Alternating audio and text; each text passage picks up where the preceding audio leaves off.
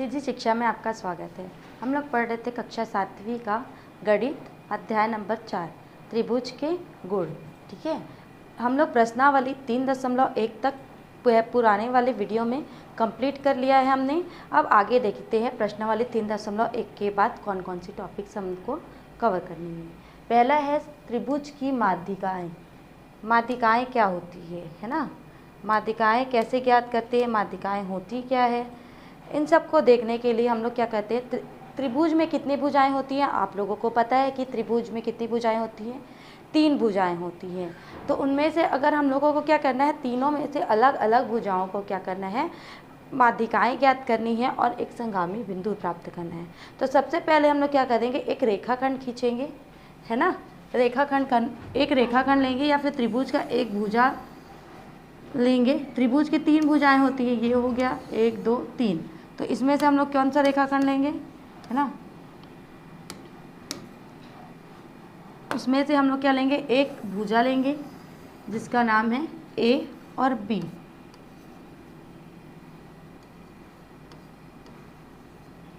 अब क्या करेंगे, हम लोग प्रकार लेंगे डिवाइडर जिसको बोलते हैं आप लोग, प्रकार लेंगे और क्या करेंगे, माध्यिका ज्ञात करने के लिए प्रकार को इतना फैलाएंगे कि लगभग ये इसके आधा में हो। ठीक है, ए से ए और बी के बीच की जो दूरी होती है, ए और बीच में जितनी दूरी है उसका हम लोग आधा हिस्सा लेंगे, त्रिज्या हिस्सा लेंगे, है ना। उसके बाद क्या करेंगे, उतना फैला के क्या करेंगे, बिंदु ए में रखेंगे, ऐसे प्रकार को रखेंगे और उसके आधे ऊपर और आधे नीचे क्या करेंगे, एक रेखा खींच लेंगे, छोटी रेखा जिसको क्या बोलते हैं, कटान बोलते, कटान बिंदु बोलेंगे। ठीक है, इसे क्या खींचेंगे, एक रेखा खींच लेंगे। उसके बाद ऐसे ही फैला के ए और बी के बीच की दूरी से लेके क्या करेंगे, बी में जाएंगे और क्या करेंगे, अच्छा इस रेखा को क्या नाम देंगे हम लोग, एम और पी। ठीक है, और इसको क्या देंगे, सॉरी एम और एल नाम देंगे।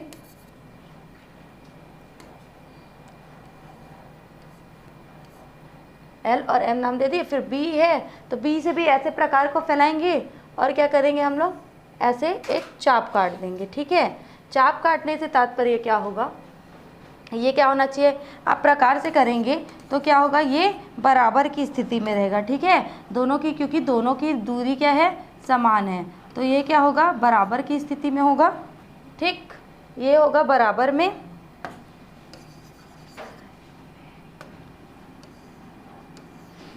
जिसमें पहले क्या नाम दिया था हम लोगों ने, एम और एल नाम दिया था, अब नाम दे देते हैं पी और क्यू। क्लियर। अब ये ऐसा आपका चाप कट गया। चाप काटने के बाद क्या करेंगे, हम लोग इसको मिला देंगे। ठीक है, इस बिंदु से इसके जो कटान बिंदु होता है, कटान बिंदु से क्या करेंगे,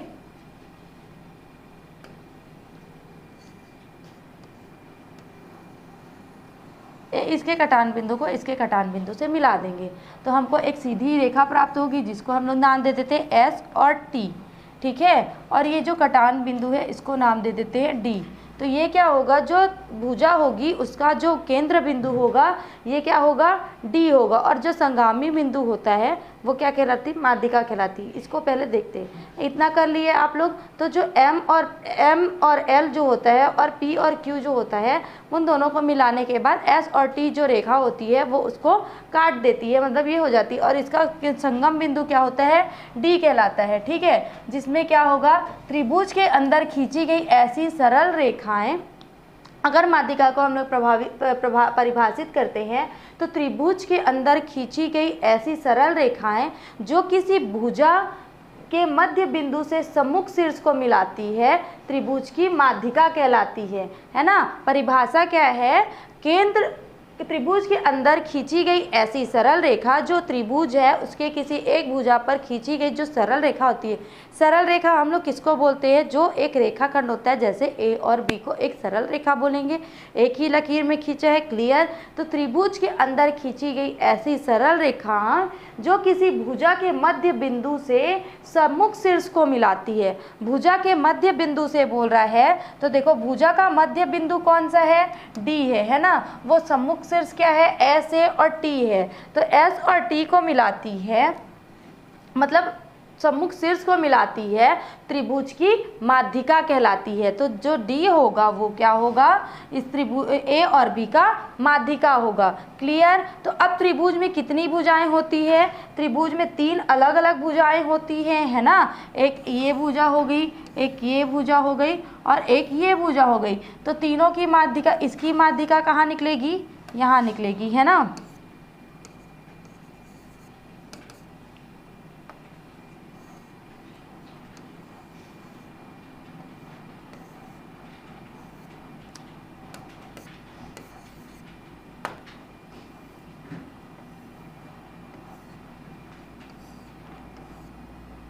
ठीक है।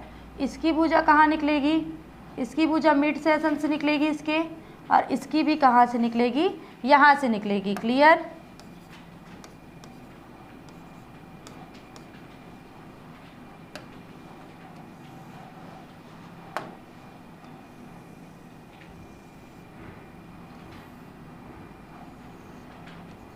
ये क्या होगा, ये जो होगा आपका तीनों की केंद्र, ये निकल गया। तीनों का अगर चाप काटेंगे अलग अलग भुजा में अलग अलग जगह से, तो क्या होगा, इस प्रकार की कुछ स्थिति दिखाई देगी। तीनों की अलग अलग माध्यिकाएं निकलेगी। तो माध्यिका के परिभाषा अनुसार त्रिभुज में खींची गई ऐसी सरल रेखाएं, त्रिभुज में खींची गई ऐसी सरल रेखाएं जो किसी भुजा के मध्य बिंदु से शीर्ष बिंदु को मिलाती है। त्रिभुज पर खींची गई ऐसी सरल रेखाएं जो किसी भुजा के मध्य भाग को, मध्य बिंदु को शीर्ष बिंदु से मिलाती है, उसे क्या बोलते हैं, त्रिभुज की माध्यिका बोलते हैं। तो हम लोगों ने पहले देखा त्रिभुज के एक भुजा पर क्या किए, सरल रेखा बनाकर उसकी माध्यिका ज्ञात किए। अब हम लोग ने क्या किया, त्रिभुज के 3 भुजाओं, त्रिभुज में प्रेजेंट होती है 3 भुजाएं, ए बी सी और में कितनी भुजाएं प्रेजेंट होती है, 3 भुजाएं प्रेजेंट होती है ना। तो 3 भुजाओं का अलग अलग सरल रेखाएं बनाकर क्या कर लिए, प्रकार के सहायता से चाप काट कर क्या कर लिए, एक सरल रेखा बना लिए और उनका जो मध्य बिंदु से शीर्ष बिंदु तक मिला लिए।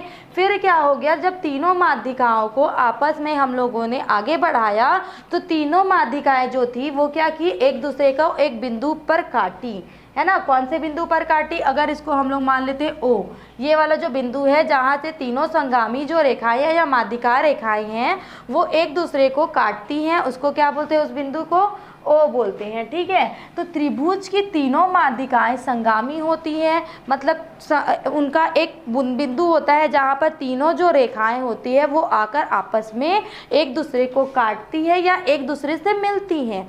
ठीक है। माध्यिकाओं के संगमन बिंदु को त्रिभुज का क्या बोलते हैं, केंद्रक बोलते हैं। जो माध्यिकाओं का संगमन बिंदु होता है जहाँ पर माध्यिकाएं आपस में एक दूसरे से मिलती है, जैसे कि इस जगह पर माध्यिकाएं जो है वो आपस में एक दूसरे से क्या हो रहा है, माध्यिकाएं जो है ये आपस में एक दूसरे से, तीनों माध्यिकाएं आपस में एक दूसरे से मिल रही हैं। उन तीनों बिंदुओं के संगमन, तीनों माध्यिकाओं के संगमन बिंदु को क्या बोलते हैं, त्रिभुज का केंद्रक बोलते हैं। ठीक है। फिर से एक बार और रिपीट करते हैं हम लोग, त्रिभुज पर खींची गई ऐसी सरल रेखाएं जो किसी भुजा के मध्य बिंदु को शीर्ष बिंदु से मिलाती है, मध्य बिंदु को शीर्ष बिंदु से मिलाती है, उन रेखाओं को क्या बोलते हैं, त्रिभुज की माध्यिका बोलते हैं। देन तीनों भुजाओं, और उसके बाद हम लोग क्या करेंगे, ये हो गई एक भुजा की बात। फिर त्रिभुज में जो तीनों भुजाएं होती है, तीनों भुजाओं का माध्यिका को अगर निकाला जाए, माध्यिकाएं जो सरल रेखा बनाई जाए, और वो जो तीनों माध्यिकाएं हैं वो क्या करती हैं, किसी बिंदु पर तीनों एक दूसरे से जुड़ती हैं या फिर एक दूसरे को काटती हैं, उसको क्या बोलते हैं, त्रिभुज का केंद्रक बोलते हैं, जिसको हम लोग किससे प्रदर्शित कर रहे हैं, ओ से प्रदर्शित कर रहे हैं। क्लियर। ये हो गया, यहाँ पे डी हो गया, ये भी डी हो गया, ये भी डी हो गया। डी क्यों है, क्योंकि ये जो माध्यिकाएं हैं वो क्या है, माध्यिकाएं जो है वो कहाँ पे मिल रही हैं, भुजाओं के मध्य को मिल रही हैं। ठीक है। केंद्रक के बाद हम लोग देखते हैं कि समबाहु त्रिभुज की माध्यिकाएं जो होती है, समबाहु त्रिभुज मतलब क्या होता है, जिसकी तीनों भुजाएं क्या होती है, आपस में बराबर होती हैं। तो तीनों भुजाओं की, जो तीनों भुजाएं आपस में बराबर हैं, उनकी जो माध्यिकाएं होती है वो क्या आपस में बराबर होती हैं। तो हाँ, त्रिभुज की जो समबाहु त्रिभुज है उनकी जो तीनों भुजाओं की माध्यिकाएं जो होंगी वो क्या होंगी, आपस में बराबर होंगी, और जो प्रत्येक माध्यिका होगा उसका संबंधित भुजा पर लंब स्थित होता है। ठीक है, संबंधित भुजा पर लंब स्थित होता है। क्लियर। अब देखते हैं कि किसी रेखाखंड पर दिए गए बिंदु से लंब कैसे खींचते हैं। अगर कोई किसी जो रेखाखंड दिया गया है, कोई भी रेखाखंड आपको दिया गया है जैसे A B P Q M N, है ना, इस प्रकार का अगर सरल रेखाखंड दिया गया है तो उसमें जो बिंदु दिया रहता है उसका दो कंडीशन दिया गया है, दो केसेस दिए गए हैं ना, कि क्या बोल रहा है, पहला चीज जब बिंदु रेखाखंड पर स्थित हो, है ना, बिंदु रेखाखंड पर स्थित हो तो यहाँ, अगर यहाँ स्थित हो तो लंब कैसे खींचेंगे, और या फिर जब बिंदु रेखाखंड के बाहर स्थित हो, तो ये रेखाखंड है और ये जो बिंदु है वो बाहर स्थित हो तो कैसे खींचेंगे, देखते हैं। पहला है, दोनों को क्लियर देखते हैं। पहला है कि जब बिंदु रेखाखंड पर स्थित हो तो हम लोग क्या करेंगे, एक सरल रेखा लेंगे, सरल रेखा ले लिए, है ना, आप स्केल से खींचेंगे, इसको सीधी लाइन खींचेंगे, स्केल से खींचेंगे और क्या करेंगे, इसको नाम दे देंगे ए और बी। ठीक है, सरल रेखा खींचा आप लोगों ने, इसको नाम दे दिया ए और बी। इसमें क्या बोल रहे हैं कि जब बिंदु रेखाखंड पर स्थित हो, तो इसमें एक बिंदु है P। ठीक, आप क्या करेंगे, आप जो प्रकार लेंगे उसकी एक नोक लेंगे, ठीक, जो नोक होती है उसको क्या करेंगे, प्रकार को पहले तो फर्स्टली क्या करेंगे, आप लोग ऐसे फैलाएंगे, ठीक है, फिर फैलाने के बाद प्रकार का एक नोक, जो नोक होता है उसको जो बिंदु दिया गया है बिंदु P उसमें रखेंगे, और रखने के बाद क्या करेंगे, एक त्रिज्या खींचेंगे, ठीक है, किसी भी नाप का एक त्रिज्या खींच लेंगे। तो आप लोग क्या करेंगे, देखिए ये है आपका प्रकार मान के चलो, और ये है आपका नोक, यहाँ से क्या करेंगे, यहाँ एक त्रिज्या खींच लेंगे इस टाइप का। ठीक है, त्रिज्या खींच लिए, त्रिज्या खींचने के बाद क्या करेंगे, इसको नाम दे दिए आप लोग Q और R। ठीक है, Q और R। ठीक, उसके बाद क्या करेंगे, अब जो नोक होगा उसको R पर रखेंगे,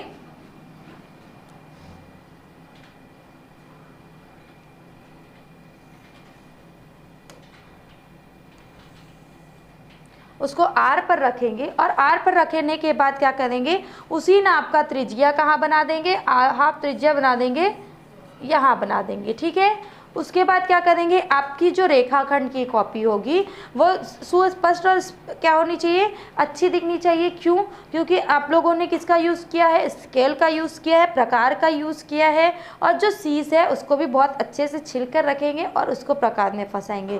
क्योंकि क्या होगा, अगर आपका जो शीश होगा वो छिला नहीं होगा, जो पेंसिल होगा वो छिला हुआ नहीं होगा, तो क्या होगा, आपका जो रेखाखंड है या फिर जो चाप है वो सही से नहीं बनेगा। तो आप लोग इसका ध्यान अच्छे से रखेंगे, क्योंकि आप लोग पहली बार रेखाखंड की कॉपी बना रहे हैं, आप लोगों ने 6th में बनाया था, लेकिन 7th में फिर से आप लोग बहुत दिनों बाद बना रहे हैं, इसलिए क्या करेंगे, इन सभी चीज़ों का ध्यान रखेंगे। उसके बाद क्या करेंगे, क्यू से क्या करेंगे, उतने ही जो चाप का त्रिज्या क्या करेंगे, यहाँ से काट देंगे। ठीक है, उसके बाद क्या होगा, इसको नाम दे दिए, क्या नाम दिए इसको हम लोग, S और T नाम दे दिए। ठीक है, उसके बाद क्या करेंगे, S और T से क्या करेंगे हम लोग, फिर से जो चाप रहेगा यहाँ नोक रख के यहाँ काटेंगे, और यहाँ नोक रख के यहाँ काटेंगे। क्लियर, उसके बाद एक रेखाखंड मिल गया, है ना, इसको नाम दे दिए P, M नाम दे दिए। क्लियर, इसका जो बिंदु हो गया उसको नाम दे दिए M। तो अब A और B का रेखाखंड जो है ना, वो A और B के रेखाखंड का लंब क्या होगा, ये जो M से P वाला जो बिंदु होता है, M से P वाला जो बिंदु है वो क्या है, इसका लंब है, A और B का लंब है। तो A और B का लंब क्या हो गया, P और M। ठीक है, ये लंब बिंदु हो गया। जब बिंदु रेखाखंड पर स्थित हो तो लंब कैसे प्राप्त किया जा सकता है, लंब कैसे खींचा जा सकता है, इस प्रकार का। अब देखते हैं कि दूसरा कंडीशन, जब बिंदु रेखाखंड के बाहर स्थित हो। तो जब बिंदु जो है वो रेखाखंड के बाहर स्थित होगा तब हम लोग क्या करेंगे, इसको थोड़ा सा क्लीन कर लेते हैं पहले, यहाँ पे लिख लेते हैं ए बी का लंब जो है वो है P और M। अब जो क्या करेंगे, बिंदु जो है वो अगर बाहर है तो एक रेखाखंड ले लेते हैं A और B। इसमें क्या करेंगे, अगर बिंदु यहाँ है इसको मान लेते हैं P, तो इससे क्या कहते हैं P पर नोक रखेंगे हम लोग और क्या करेंगे, एक त्रिज्या खींच लेंगे। ठीक है, एक त्रिज्या से क्या करेंगे, एक चाप काट लेंगे। अब चाप काटने के बाद इसको क्या नाम दे दिए हम लोग, Q और R नाम दे दिए। Q और R नाम देने के बाद हम लोग क्या करेंगे, यहाँ पे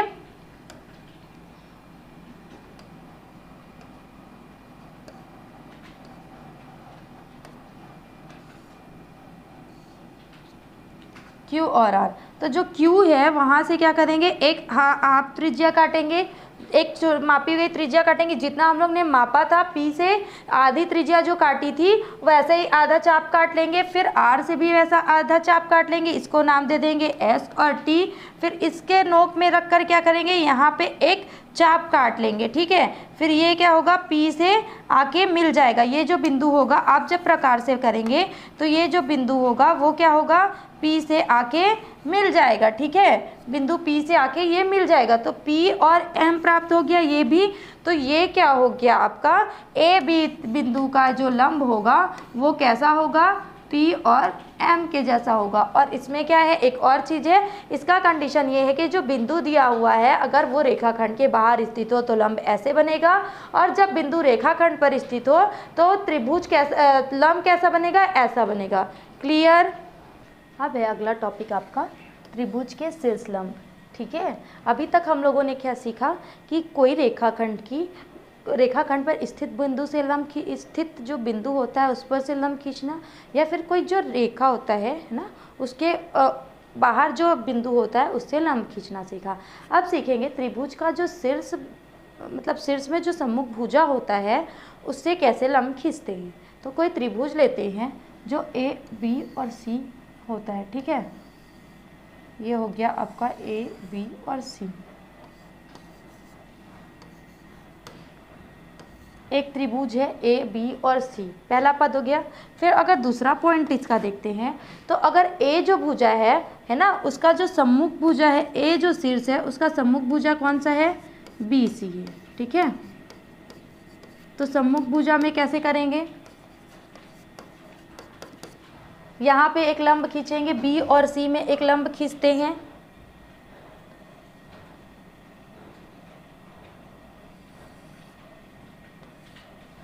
ये हो गया आपका लंब। ठीक है,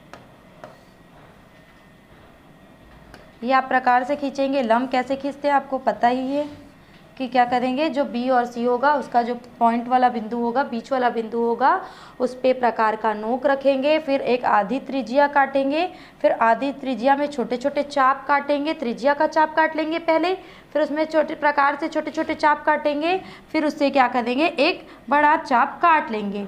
वैसे ही क्या करेंगे, जो B वाला भुजा होता है, B वाला भुजा है उसका जो सम्मुख कोण है वो क्या है, A और C है। तो A और C में भी हम लोग क्या करेंगे, ऐसे ही भुजा काट लेंगे। ठीक है, ये हो गया आपका प्रकार। इससे मिड बिंदु से, मध्य बिंदु से क्या करेंगे, माध्यिका से ऐसे लंब काट लिए। ठीक है, और ये क्या हो गया, इसको A से मिला दिए। ठीक, इसको क्या किए, B से मिला दिए। अब क्या करेंगे, जो C वाला भुजा है, C वाले भुजा के लिए क्या करेंगे, इसका सम्मुख भुजा कौन सा होगा, A और B होगा। लेकिन क्या करेंगे, हमको दो भुजाएं मिल गई है, तो C से क्या करेंगे, एक सरल रेखा लेंगे जिसको आगे मिला देंगे। ये क्या हो गया, P हो गया, ये क्या हो गया, Q हो गया, ये क्या हो गया, M N, है ना। ये जो तीनों भुजाएं हैं, ऐसे दो हम लोग क्या किए, दो लंब प्राप्त कर लिए, माध्यिकाएं प्राप्त कर लिए, लंब प्राप्त कर लिए, और क्या हो गया, जो संगामी बिंदु है उससे सरल रेखा एक मिला दिए। तो हम इससे क्या कर सकते हैं, अगर त्रिभुज में अगर हम लोग दो लंब बना लिए हैं, लंब खींच लिए हैं, तो हमको तीसरा लंब खींचना जरूरी नहीं है। तो जो C है, कोण C है ना, उसका क्या हो गया, लंब जो हो गया वो Q हो गया, जो कितने अंश का है, देखियो ए सी और क्यू का जो लंब है वो कितने अंश का है, 90 अंश का है। क्लियर। तो ये जो तीनों रेखाएं हैं उनका जो संगामी बिंदु है P, है ना, कोई तो संगामी बिंदु होगा जो तीनों रेखाओं को मिलाएगा, तो इसका संगामी बिंदु है P, है ना। अब आगे देखते हैं, त्रिभुज के शीर्ष लंबों के संगमन बिंदु को त्रिभुज का लंब केंद्रक कहते हैं। हम लोगों ने क्या किया, त्रिभुज के जो शीर्ष लंब है तीनों लंब खींच लिए, तीनों मतलब आपका ए में ए का जो लंब है वो यहाँ प्राप्त हो गया, बी का लंब है, बी सी का जो लंब है वो यहाँ प्राप्त हो गया, है ना। अगर तीनों का जब हम लोग जब दो भुजाओं का लंब प्राप्त कर लिया तो तीसरी भुजा का लंब अपने आप ही पता चल जाता है, ठीक है। उसमें कितना आ गया, कोण ए सी क्यू का जो मान है अगर उसको हम लोग स्केल से नापेंगे तो कितना मान प्राप्त हो गया हमको, 90 अंश प्राप्त हो गया। क्लियर। उसके बाद इसका परिभाषा है त्रिभुज के शीर्ष लंब का, कि त्रिभुज के तीनों शीर्ष जो भुजाएं हैं उनके जो शीर्ष त्रिभुज के जो शीर्ष लंब है, मतलब हम लोग जो तीन लंब शीर्ष लंब प्राप्त किए हैं या फिर प्रकार की सहायता से क्या किए हैं, चाप काट कर बनाए हैं, उसका जो संगमन बिंदु होता है ना, जहाँ पे वो तीनों रेखाएं आपस में मिलती है उसको क्या बोलते हैं, त्रिभुज का लंब केंद्रक कहते हैं। उसको क्या बोलते हैं, त्रिभुज का लंब केंद्रक। एक और बार हम लोग रिपीट करते हैं, त्रिभुज के जो शीर्ष लंब होते हैं, मतलब जो तीनों भुजाओं में लंब बनते हैं, उनका जो तीनों लंब जो होता है अगर उसकी रेखा को आगे बढ़ाते हैं तो वो तीनों रेखाएं जो होती है वो आपस में एक दूसरे को कहीं ना कहीं पर काटती है, अर्थात तीनों एक दूसरे से एक बिंदु पर आकर मिलती है। उस बिंदु को त्रिभुज का लंब केंद्रक कहते हैं। क्लियर। अब आगे है नेक्स्ट टॉपिक, प्रश्नावली 3.2। पहला क्वेश्चन है, रिक्त स्थानों की पूर्ति कीजिए। त्रिभुज की माध्यिका वह रेखाखंड है जो उसके किसी शीर्ष को सम्मुख भुजा के संगामी मध्य बिंदु से क्या करती है, मिलाती है। किससे मिलाती है, मध्य बिंदु से। क्लियर। त्रिभुज की माध्यिका जो होता है वह रेखाखंड है। त्रिभुज का जो माध्यिका खींचते हैं हम लोग, अभी हम लोगों ने माध्यिका खींचना सीखा, जो उसके किसी शीर्ष को क्या करता है, जो शीर्ष होता है उसके सम्मुख भुजा के मध्य बिंदु से क्या करती है, मिलाती है। प्रश्न दूसरा बोल रहा है कि त्रिभुज का जो शीर्ष लंब है वह रेखाखंड है जो उसके किसी शीर्ष से सम्मुख भुजा पर क्या होता है, उसका लंब होता है। ठीक है। अभी हम लोगों ने देखा कि रेखाखंड पर जो बिंदु होता है वो क्या होता है, उससे क्या करते हैं हम लोग, लंब खींचते हैं। फिर प्रश्न नंबर तीसरा दिया है, त्रिभुज की जो माध्यिकाएं होती हैं वो आपस में क्या होती है, संगामी होती है, मतलब वो क्या होती है, एक बिंदु पर जाकर एक दूसरे से जुड़ जाती हैं। क्लियर। फिर चौथा प्रश्न दिया गया है, त्रिभुज की माध्यिकाओं के प्रतिच्छेदन बिंदु को क्या बोलते हैं। त्रिभुज में 3 कोण होते हैं, तीनों कोणों की माध्यिकाएं बनती है। माध्यिकाएं जो होती है वो जब आपस में किसी एक बिंदु पर मिलती है उसको क्या बोलते हैं, है ना, यही क्वेश्चन किया गया ना, प्रतिच्छेदन बिंदु किसको बोलते हैं, तो इसको क्या बोलते हैं, केंद्रक बोलते हैं। ठीक है।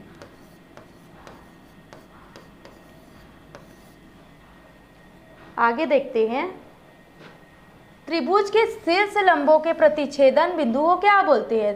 त्रिभुज का जो शीर्ष लंब होता है, तीनों जो लंब होते हैं उसका जो प्रतिच्छेदन बिंदु होता है उसको क्या बोलते हैं, केंद्र बिंदु बोलते हैं। क्या बोलते हैं, केंद्र बिंदु।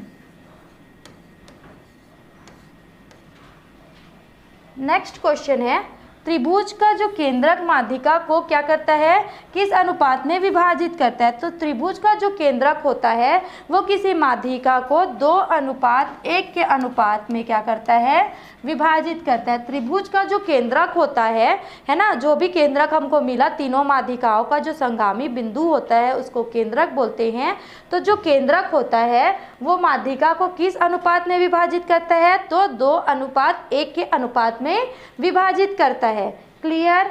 अब देखते हैं आगे, प्रश्न क्रमांक 2, अपनी कॉपी में 2 त्रिभुज बनाकर केंद्रक ज्ञात कीजिए। तो 2 त्रिभुज कैसे बनाएंगे हम लोग, 2 त्रिभुज आप लोग अपनी कॉपी में बना लेंगे, ए बी और सी।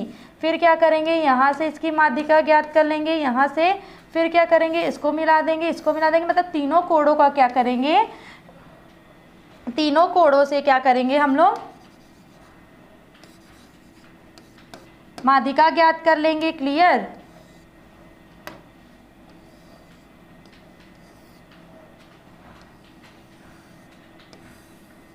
और ये जो संगामी बिंदु होता है वो क्या होगा, आपका केंद्रक होगा।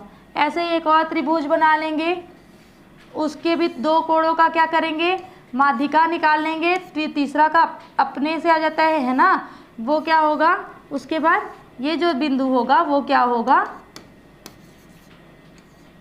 आपका केंद्रक होगा। आप लोग किसकी सहायता से बनाएंगे, स्केल और प्रकार के सहायता से चाप और त्रिज्या से चाप काटकर माध्यिका बनाकर क्या करेंगे, इनको चरण, इसका जो स्टेप बाय स्टेप होता है उस स्टेप में बनाएंगे। तो पहला स्टेप क्या करेंगे, एक सरल त्रिभुज बना लेंगे जिसका नाम दे देंगे ABCPQR, आपको जैसा मन आए। उसके बाद क्या करेंगे, उसकी एक भुजा, पहली भुजा जो शीर्ष भुजा है A, उसका जो सम्मुख भुजा है BC, वहाँ पे क्या करेंगे, आप एक चाप काट लेंगे और एक माध्यिका ज्ञात कर लेंगे। फिर क्या करेंगे, जो B का भुजा है उसका जो सम्मुख भुजा है A और C, उसमें क्या करेंगे, चाप काटेंगे। चाप कैसे काटना है, एक त्रिज्या बनाएंगे, है ना।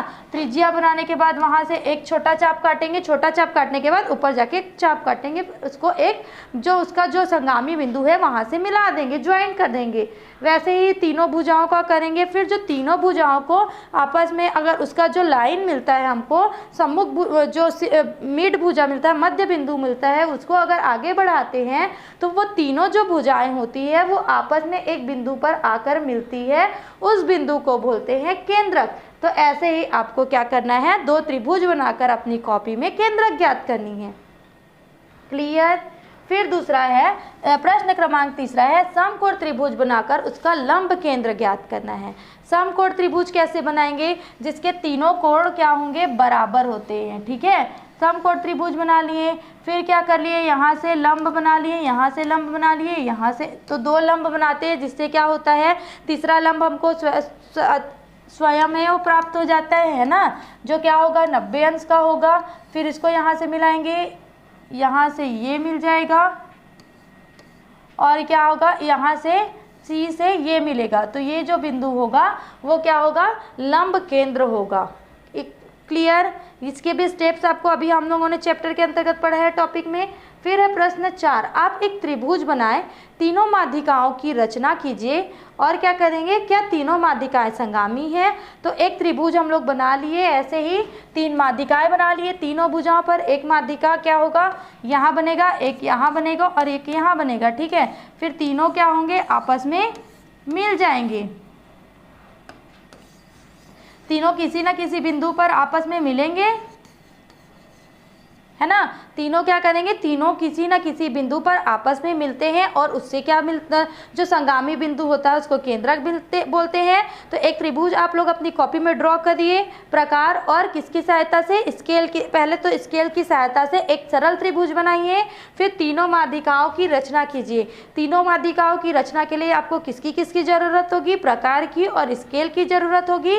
और क्या करेंगे, फिर तीनों माध्यिकाएँ को क्या करेंगे, आपस में मिलाकर केंद्र बिंदु ले आते हैं, जो संगामी स्थल होता है।